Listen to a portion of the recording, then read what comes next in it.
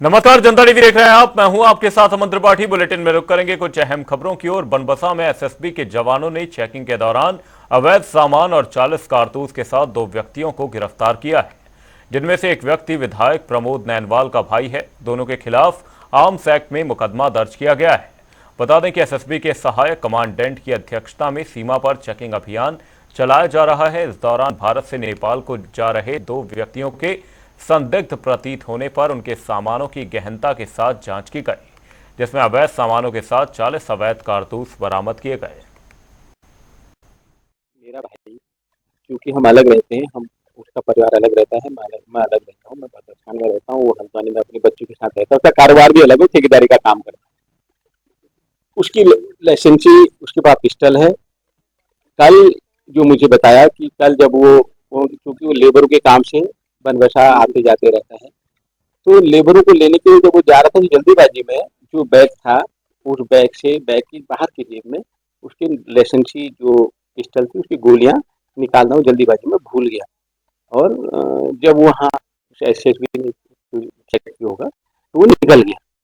उसके बाद एसएसबी ने पुलिस वालों को बुलाया, तो फिर उसके बाद जब एसएसबी और पुलिस के आने के बाद उनने कागज मांगे, तो उसने ओरिजिनल जो रसीद की है, पिस्टल की गोली की जो रसीद है वो, और पिस्टल का ओरिजिनल लाइसेंस दिखाया पुलिस वालों को।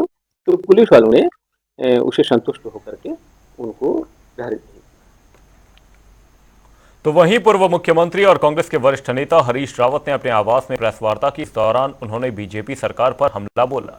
उन्होंने महिला अपराधों के साथ ही बनबसा में 40 जिंदा कारतूस पकड़े जाने मामले को लेकर बात की। उन्होंने कहा कि राज्य और देश की आंतरिक सुरक्षा को नुकसान पहुंच रहा है। सीमावर्ती इलाके में सत्तारूढ़ दल से जुड़े व्यक्ति को बचाने की कोशिश हो रही है। महिला सुरक्षा का मसला भी हमारे राज्य के राजनीतिक सामाजिक जीवन के पतन को दर्शाता है। और जिस तरीके से सत्तारूढ़ दल ही नहीं, अब सत्ता की संलिप्तता सामने आ रही है कई मामलों में, कतिपय मामलों में, अंकिता से लेकर के लालकुआ और सांतरशा और सल्ट तक, वो गंभीर चिंता का विषय है। और आंतरिक सुरक्षा से जुड़ा हुआ जो बनबसा में जिस तरीके से जीवित कारतूसों के साथ, ये सवाल ये नहीं है कि एक व्यक्ति या 2 व्यक्ति जीवित कारतूसों के साथ नेपाल जाते हुए पकड़े गए हैं। इसका संबंध हमारे आंतरिक सुरक्षा से भी जुड़ा हुआ है और नेपाल के साथ हमारे बहुत संवेदनशील संबंधों पर भी इसका असर पड़ सकता है। और इसीलिए जिस प्रकार से देहरादून से दिल्ली तक सत्ता प्रतिष्ठान इस मामले को दबाने की कोशिश कर रहा है, वो सब बहुत चिंताजनक विषय। देहरादून में भारत सरकार तथा प्रदेश सरकार के संयुक्त तत्वाधान में संपर्क स्टेट आउटरीच कॉन्फ्रेंस कार्यक्रम का आयोजन किया गया, जिसमें मुख्य सचिव श्रीमती राधा रतूड़ी ने बतौर मुख्य अतिथि के रूप में शिरकत की। वहीं इस दौरान राधा रतूड़ी ने कहा कि इस पहल से राज्य सरकार के वरिष्ठ अधिकारियों और हितधारकों को केंद्र सरकार की ओर से प्रवासियों के हित में किए जा रहे प्रयासों की जानकारी मिलेगी। एमईए को बहुत बहुत धन्यवाद देना चाहती हूँ इस इनिशिएटिव के लिए। और ये जो विदेश संपर्क आउटरीच प्रोग्राम आपने उत्तराखंड में आयोजित किया, ये निश्चित रूप से राज्य सरकार के सेंसिटाइजेशन के लिए और विशेष रूप से जो हमारे प्रवासी बंधु हैं, उत्तराखंड के बहुत सारे डायस्पोरा हैं जो विभिन्न देशों में कार्य कर रहे हैं। और बहुत खुशी की बात है कि आज उनमें से कुछ लोग हम लोगों के साथ वीडियो कॉन्फ्रेंस से जुड़े भी हैं। उन सब का भी इस कॉन्फ्रेंस में स्वागत है। शहरी विकास मंत्री प्रेमचंद अग्रवाल ने हरिद्वार में एचआरडीए की ओर से बनाए जा रहे स्पोर्ट्स कॉम्प्लेक्स और स्पोर्ट्स स्टेडियम का निरीक्षण किया। इस दौरान उनके साथ हरिद्वार रुड़की के विकास प्राधिकरण के उपाध्यक्ष अंशुल सिंह समेत तमाम अधिकारी मौजूद रहे। वहीं मंत्री प्रेमचंद अग्रवाल ने कहा कि स्पोर्ट्स कॉम्प्लेक्स में एक ही छत के नीचे सभी तरह के खिलाड़ियों को अभ्यास करने का मौका मिलेगा, जिससे स्थानीय प्रतिभाओं में निखार आएगा। भारत की टीम जाती है, माननीय प्रधानमंत्री जी उनको आशीर्वाद देते हैं और उनकी एक भावना है खेलो इंडिया। उसी कंसेप्ट को हमने अपने उत्तराखंड में करने का प्रयास किया है। और मैं कह सकता हूँ कि एचआरडीए जो हमारा आवास विभाग का एक अंग है, उसके द्वारा यहाँ पे मुझे तो कहते हुए खुशी हो रही है कि बहुत ही बढ़िया और एक ही छत के नीचे सारे जितने भी स्पोर्ट्स एक्टिविटी है यहाँ पे हो सकेंगी। खिलाड़ी जब आएंगे तो एक ये हरिद्वार जिस जगह पे मैं खड़ा हूँ, यहाँ की जो बात क्योंकि ये आप जानते हैं तीर्थ नगरी है, लेकिन स्पोर्ट्स के नाते भी इसको फिर जाना जाएगा। तो मैं HRD को बहुत साधुवाद दे रहा हूँ। अभी लगभग 1 महीना और बाकी है, जिसके बाद ये इसका लुक सामने आएगा। जौनसार बावर क्षेत्र के आराध्य देव महासूब देवता का जांगड़ा पर्व मनाने की परंपरा सदियों से चली आ रही है। इसी कड़ी में जौनसार पावर में जांगड़ा पर्व की शुरुआत की गई। जांगड़ा पर्व के मौके पर चकराता के विभिन्न मंदिरों में श्रद्धालुओं ने रात भर जागकर पूजा अर्चना की। इस दौरान पर्यटक मंत्री सतपाल महाराज ने कहा कि जौनसार बावर के पौराणिक परंपरा वाले जांगड़ा पर्व को लेकर राजकीय मेला घोषित करते हुए इस दिन सरकारी छुट्टी भी रखी गई। परिवहन चल रहा है, बस सर्विस चल रही है और भक्तों को लाने में सब लगे हुए हैं। माशू महाराज का जागड़ा हमारी संस्कृति का केंद्र है और सभी को मेरी बहुत बहुत बधाइयाँ। और आज का दिन जो है अवकाश भी घोषित किया गया है। ये जागड़ा जो पर्व है ये हमने राजकीय पर्व घोषित किया है, तो आप सभी को बहुत बहुत बधाइयाँ। अपनी संस्कृति को आगे बढ़ाइए। नगर निकाय चुनाव की अधिसूचना 10 नवंबर को जारी की जाएगी, जबकि नामांकन और अन्य चुनावी कार्यों के बाद दिसंबर 15 से 20 के बीच प्रदेश में चुनाव होंगे। दरअसल नगर निकाय चुनाव की तारीखें अब दिसंबर में तय की गई हैं, क्योंकि ओबीसी आरक्षण पर प्रवर समिति की रिपोर्ट का इंतजार जारी है। वहीं निकाय चुनावों को लेकर बीजेपी प्रवक्ता कमलेश रमन ने चुनाव में बीजेपी की जीत का दावा किया है। बिल्कुल, देखिए चुनाव को लेकर के सरकार बिल्कुल गंभीर है और चुनाव आयोग को भी सरकार ने कह दिया है कि हमारी तैयारी पूरी है और आप जब चाहे चुनाव करवा सकते हैं। और क्योंकि अभी विधानसभा सत्र हमारा चला था, उसमें प्रवर समिति को दिया गया है और प्रवर समिति बहुत जल्दी इसमें निर्णय लेगी और सरकार को बताएगी। अभी 10 तारीख जो 10 नवंबर को जिसमें अधिसूचना जारी होने का सरकार ने कोर्ट में दिया, तो मुझे लगता है कि नवंबर माह में पूरे चुनाव हो जाएंगे। संगठन की पूरी तैयारी है, सरकार की भी पूरी तैयारी है। भारतीय जनता पार्टी का एक कार्यकर्ता इस चुनाव मैदान में है और अपनी तैयारियों को लेकर के चल रहा है। नगर निगम के चुनाव बहुत ही बेहतर तरीके से हो, इसके लिए सरकार काम कर रही है। खटीमा में कांग्रेस कार्यालय में कांग्रेस पार्टी के जिला अध्यक्ष हिमांशु गावा ने कार्यकर्ताओं के साथ बैठक की, जिसमें उन्होंने 9 सितंबर को बीजेपी की नाकामियों के खिलाफ रुद्रपुर जिला मुख्यालय पर कूच करने की बात कही है। वहीं प्रेस कॉन्फ्रेंस के दौरान उन्होंने बीजेपी सरकार की नीतियों पर जमकर हमला बोला। उन्होंने कहा कि बीजेपी सरकार के राज में कानून व्यवस्था पूरी तरह से चौपट हो चुकी है।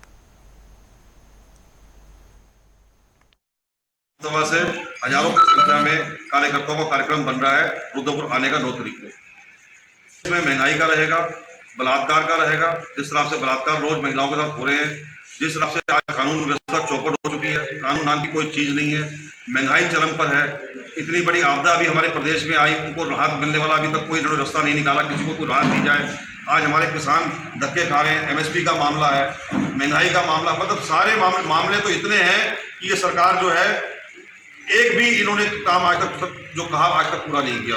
तो इन सब मुद्दों को लेकर आज हम इनको घेरने का काम करेंगे। कौन कौन बड़े नेता इसमें शामिल होंगे? बड़े नेता इसमें हमारे पूर्व मुख्यमंत्री हरीश रावत जी आ रहे हैं, हमारे नेता प्रतिपक्ष यशपाल आर्या जी रहेंगे, प्रदेश अध्यक्ष करण मेहरा जी रहेंगे, उप नेता प्रतिपक्ष भुवन कापड़ी जी हैं, हमारे हल्द्वानी के विधायक भी आएंगे, हमारे जिले के भी विधायक आएंगे, और हमारे क्या नाम है जो हमारे विधानसभा के पूर्व स्पीकर रहे कुंजवाल जी, वो भी शिरकत करेंगे।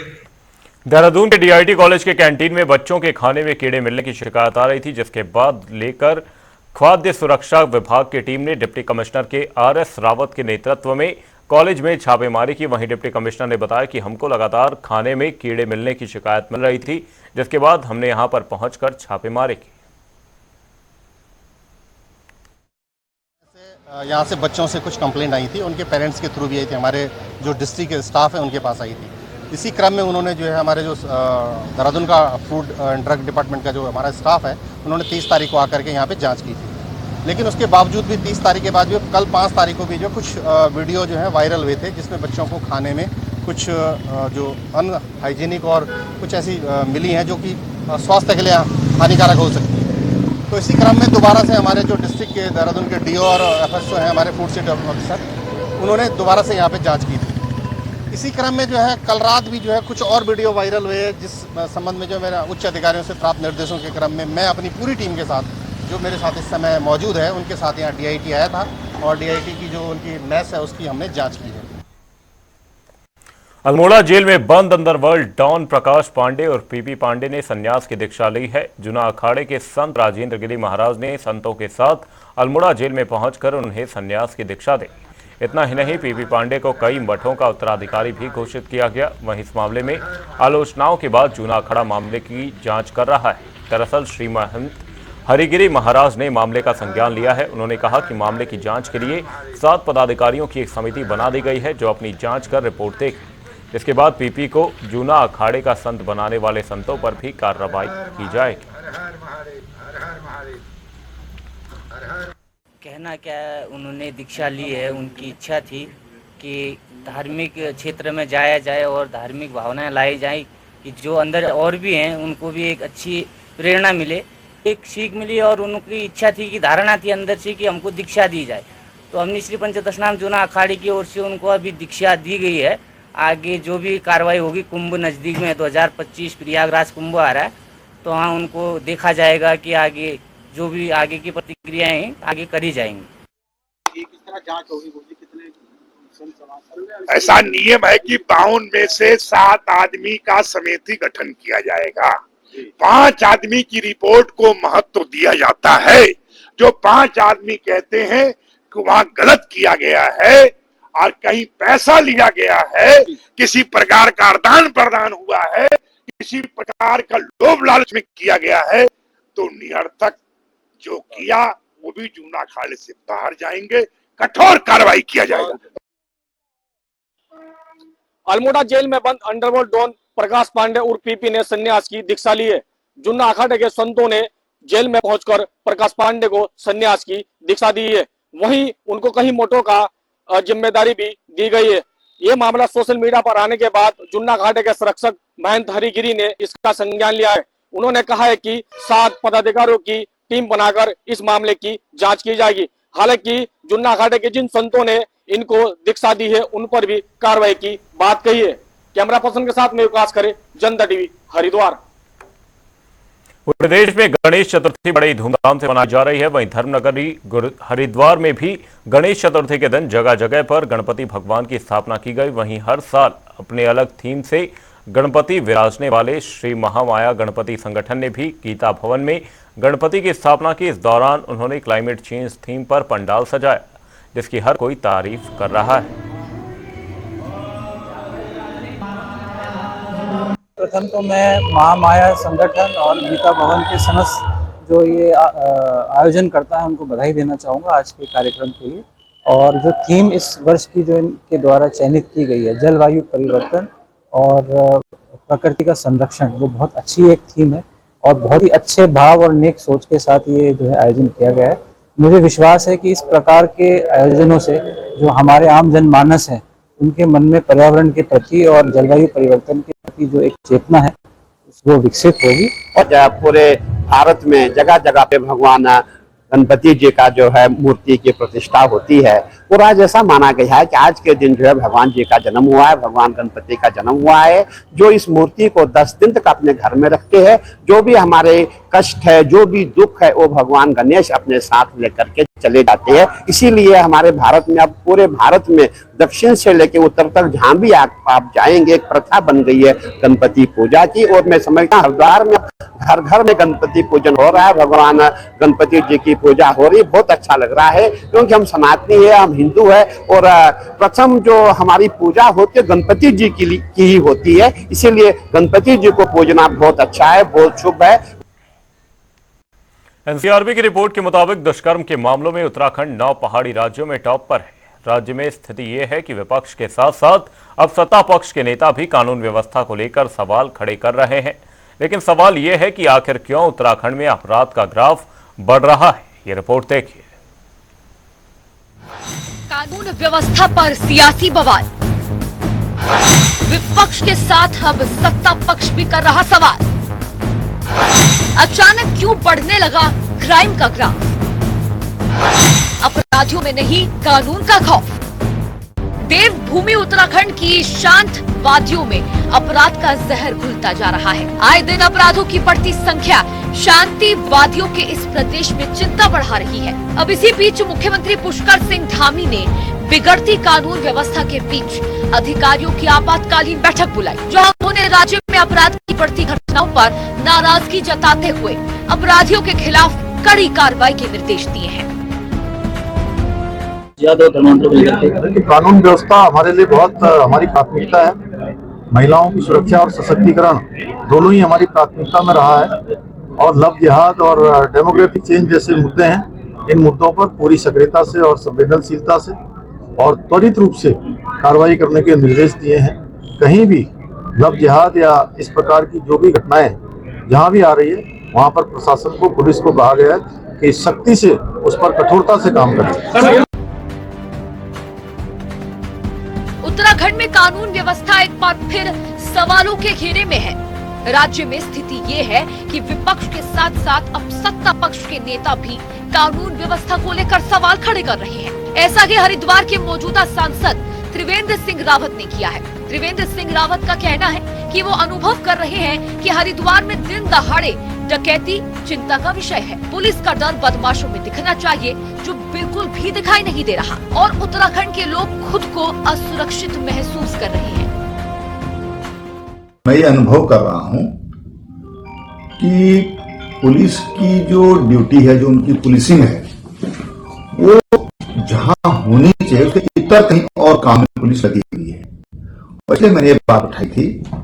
आज मैंने हरिद्वार के जो एसएसपी हैं उनसे बातचीत की है और उन्होंने मुझे आश्वस्त किया है कि हम बहुत जल्दी उन अपराधियों को पकड़ लेंगे। उन्होंने कुछ गिरोहों पर शक भी प्रकट किया है, तो मैंने उनसे कहा कि भाई आप इसको करिए और ये स्थिति ठीक नहीं है। और मैं समझता हूं कि अभी 2 साल पहले लगभग जब राष्ट्रपति देहरादून में आई थी, उसी दिन, और वो भी बिल्कुल सुबह 11 बजे के करीब, 10 बजे के करीब, एक बहुत बड़ी डकैती देहरादून में हुई थी। उसमें जो अखबारों के माध्यम से मीडिया में जो खबर आई थी, वो भी कई करोड़ रुपए की डकैती बताई गई। तो इस तरह की दिन दोपहर और इस तरह की घटनाएं होना, ये उत्तराखंड के लिए हमारे लिए काफी चिंता का विषय है। और इसलिए मैं हमेशा कहता हूं कि पुलिस को बहुत सतर्क रहने की जरूरत है। अगर पुलिस सतर्क रहती तो दिन में 2 बजे हादसा होता है और हरिद्वार से निकलने के बहुत सारे रास्ते नहीं हैं, तो उनको हम कहीं ना कहीं उनको पकड़ सकते हैं। से मैं कह सकता हूं कि माननीय पुष्कर सिंह धामी जी के नेतृत्व में उत्तराखंड राज्य के अंदर पूरी तरह से भयमुक्त समाज बना है। अगर किसी ने अपराध किया है तो निश्चित रूप से जेल की सलाखों के पीछे गया है। किसी भी तरह का उसको कभी संरक्षण प्राप्त नहीं हुआ। विपक्ष को मेरी सलाह है कि अपने कार्यकाल का समय देखे कि उनके समय में किस तरह की घटनाएं हुई थी।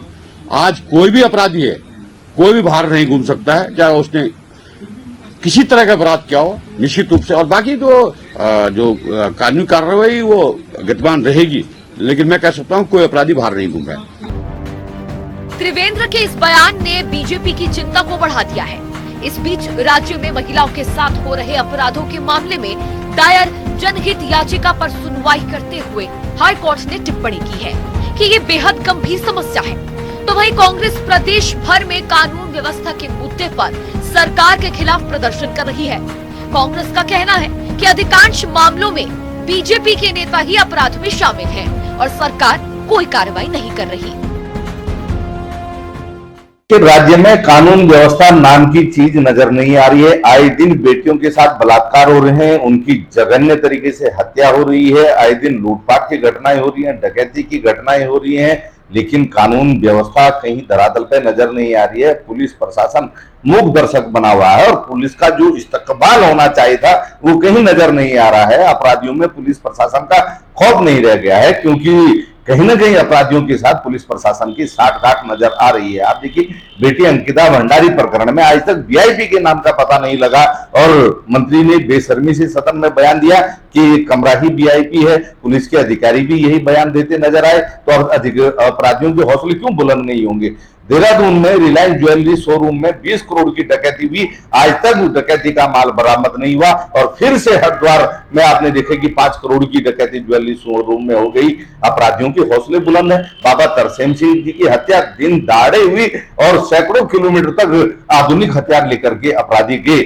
और आए दिन आप देख लीजिए, हरिद्वार के बहादुराबाद का ले लीजिए, राजधानी देहरादून में आईएसबीटी में ले लीजिए, उधम सिंह नगर में ले लीजिए, रात दिन बेटियों के साथ जो है बलात्कार की घटनाएं हो रही हैं। और जिस तरीके से अल्मोड़ा के सल्ट में एक 14 वर्षीय नाबालिग बच्ची के साथ भाजपा के मंडल अध्यक्ष ने रेप किया, हल्द्वानी में दुग्ध सदन का जो है अध्यक्ष बोरा जो है महिला के साथ 3 साल से दुराचार कर रहा है, तो कहाँ है कानून। हाथों की उंगलियां भी खत्म हो गई, इतने अपराध हो चुके हैं।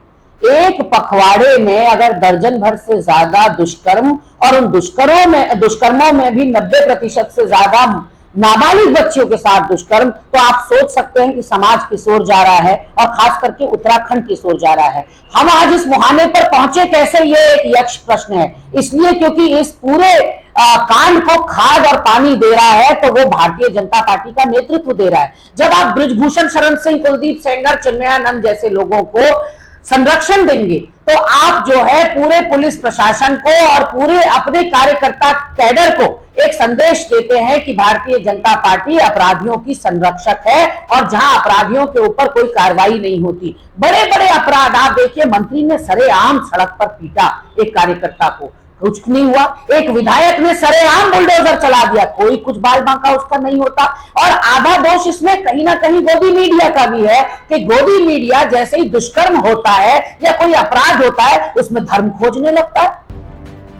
कुल मिलाकर राज्य में अपराध का ग्राफ बढ़ना चिंतनीय विषय है। हालांकि राज्य का पुलिस प्रशासन कई मामलों में कार्रवाई तो कर रहा है, लेकिन जो तत्परता समय रहते दिखनी चाहिए और जो व्यवस्था होनी चाहिए, उसमें काफी कमी दिखाई दे रही है। अब देखना ये होगा कि राज्य की कानून व्यवस्था में कब सुधार देखने को मिलता है। देहरादून से नवीन शुक्ला की रिपोर्ट।